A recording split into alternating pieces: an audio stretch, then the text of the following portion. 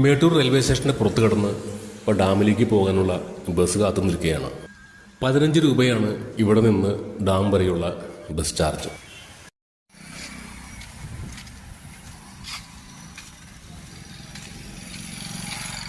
നമസ്കാരം, എല്ലാവർക്കും എൻ്റെ പുതിയൊരു വീഡിയോയിലേക്ക് സ്വാഗതം. ഇപ്പം ഞാനിപ്പോൾ തമിഴ്നാട്ടിലെ സേലത്തിനടുത്തുള്ള മേട്ടൂരാണ്.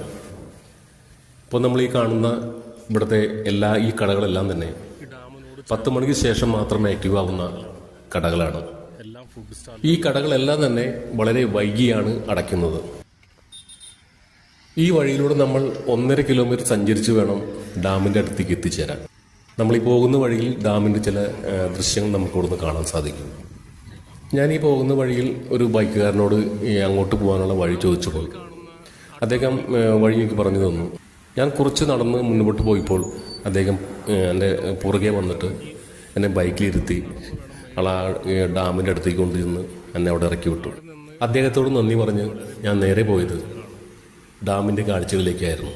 ഇത് നല്ലൊരു അനുഭവമായിരുന്നു എനിക്ക്. പക്ഷേ അതിന് നേരെ മറിച്ച് മറ്റൊരു അനുഭവം എനിക്കുണ്ടായി.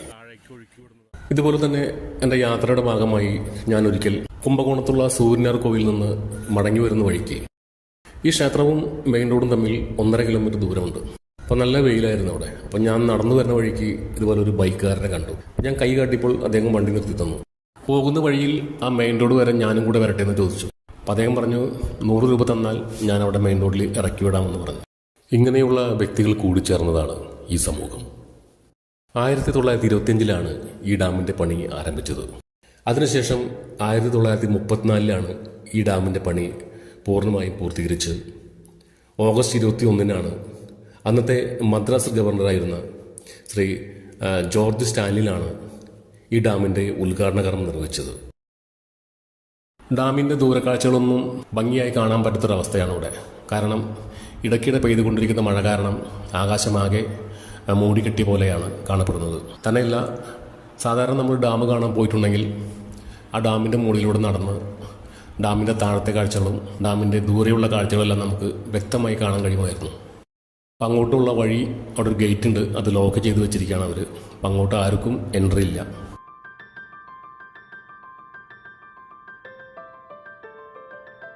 മേട്ടൂർ ഡാമിൻ്റെ നിർമ്മാണത്തിന് മേൽനോട്ടം വഹിച്ച വിൻസെൻ്റ് ഹാർട്ട് എന്നൊരു എഞ്ചിനീയറുടെ ഓർമ്മയ്ക്കായിട്ടാണ് ഈ ചരിത്ര സ്മാരകം ഇവിടെ പണി കഴിപ്പിച്ചത്.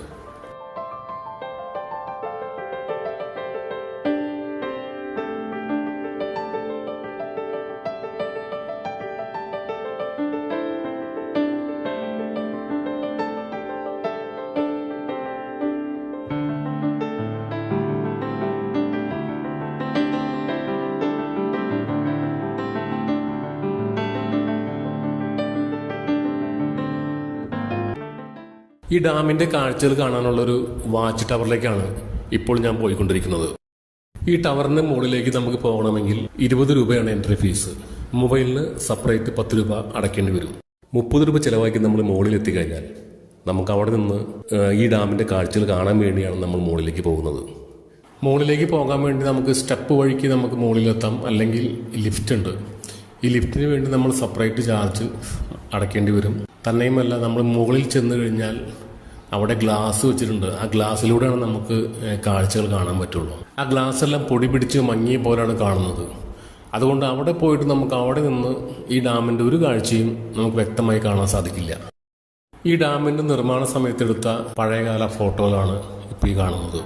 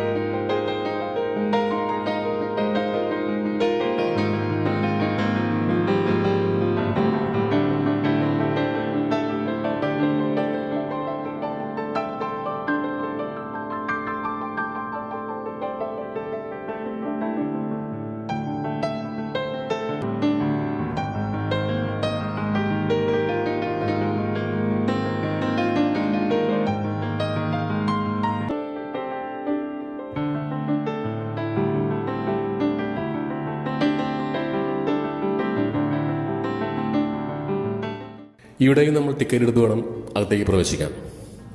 10 രൂപ മുടക്കി നമ്മൾ അകത്തെത്തി കഴിഞ്ഞാൽ വളരെ മനോഹരമായ നല്ല കാഴ്ചകൾ നമുക്കിവിടെ കാണാൻ സാധിക്കും. ഉച്ച കഴിഞ്ഞ് വെയിലാറിയതിനു ശേഷമാണ് ഈ പാർക്കിലേക്ക് ആളുകൾ വരുന്നത്.